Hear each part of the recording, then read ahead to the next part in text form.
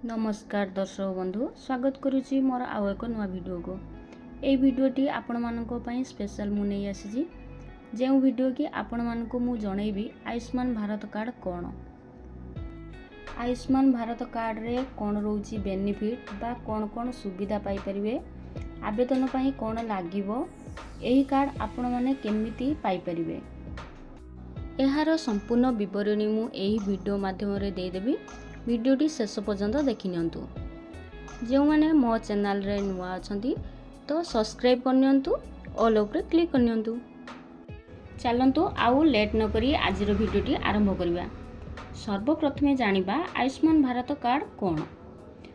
Ayushman Bharat card हेउची Bharat सरकारक द्वारा जनसाधारण माननकु उत्तम स्वास्थ्य जोगाइबा निमंते आयुष्मान भारत प्रधानमंत्री जन आरोग्य योजना आरंभ करा जायछि।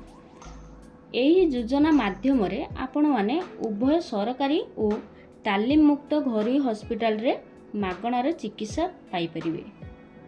एबे जानिबा एही कार्ड रे बेनिफिट कोन रहिछि बा लाभ कोन रहिछि। आपण माने जानिथिबे वर्तमान ओडिसा रे बीएसकेवाई कार्ड चालू अछि। तो जेमिति बीएसकेवाई कार्ड रे बेनिफिट पाउथले बा जहा जहा बेनिफिट पाउथले ठीक सेमिति आयुष्मान कार्ड रे बेनिफिट पाई परिवे। पूरा सेम बेनिफिट रही एथिरे।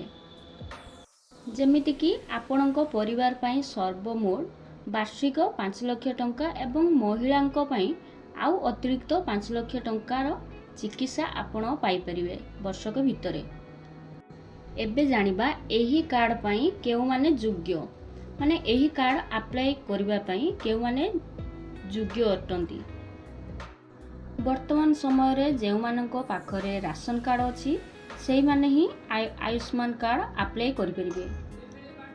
आपण मानकु आउ एक कथा कहि रखुची, बीएसकेवाई कार्ड मार्च 31 सुधा बंद होई जिवो एवं आपण मानकु नूतन आयुष्मान कार्ड मिलिबो एवं बीएसकेवाई कार्ड रे जहा किछि भी लाभ आपण माने पाउथले आयुष्मान कार्ड रे भी सेही सेम लाभ पाई परिबे। एहा परे जानिबा कि आयुष्मान कार्ड आवेदन पई कोन कोन सबु डॉक्यूमेंट लागिबो।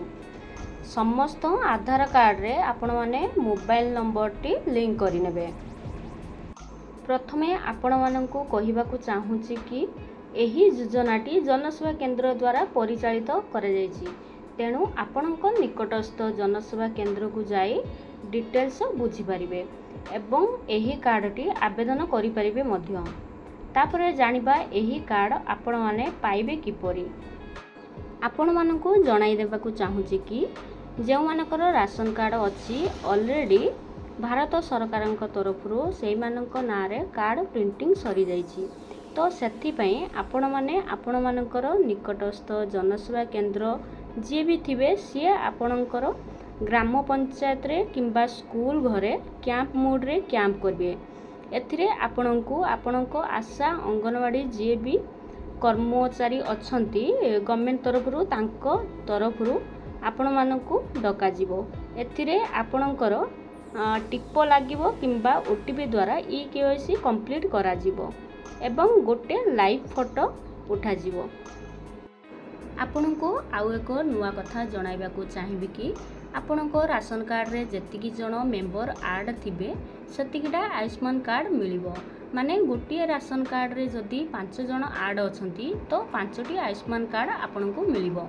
आगर सिना राशन कार्ड रे जेतिकी मेंबर ऐड थिले समस्तको पई गोटे कार्ड थिला, सही गोटे कार्ड रे समस्ते बेनिफिट पाउथले बा सुविधा पाउथले। किंतु एबे राशन कार्ड रे जेतिकी मेंबर ऐड अछंती सेतिकीटा आयुष्मान कार्ड मिलिबो। माने जण जणका करी गोटे गोटे आयुष्मान कार्ड मिलिबो। तो एथिपाई आपण माने कोनोसी व्यस्त न हुई निकटस्थ जनसेवा केंद्र को जाई डिटेल्स बुझी परिवे आउ तुरंत निज निजर आधार कार्ड रे मोबाइल नंबर टी लिंक कराई नियंतु। एही आयुष्मान कार्ड टी खूब शीघ्र आरंभ हेबाकू जाउछि। तो जो माने मो चैनल रे नुआ अछंती सब्सक्राइब कर नियंतु, ऑल ऊपर क्लिक कर नियंतु काहेकि ना मोर प्रत्येकटी वीडियो रो नोटिफिकेशन आपण मानक पाखरे शीघ्र पहुंची जिवो।